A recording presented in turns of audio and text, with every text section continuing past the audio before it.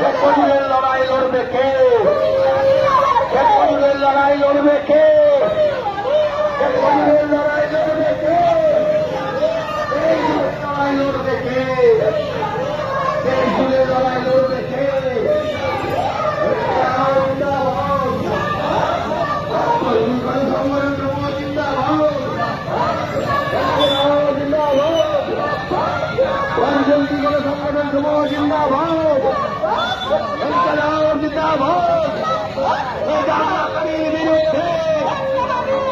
দাঙ্গাবাজের বিরুদ্ধে দাঙ্গাবাজের বিরুদ্ধে দাঙ্গাবাজের বিরুদ্ধে এই বিপ্লব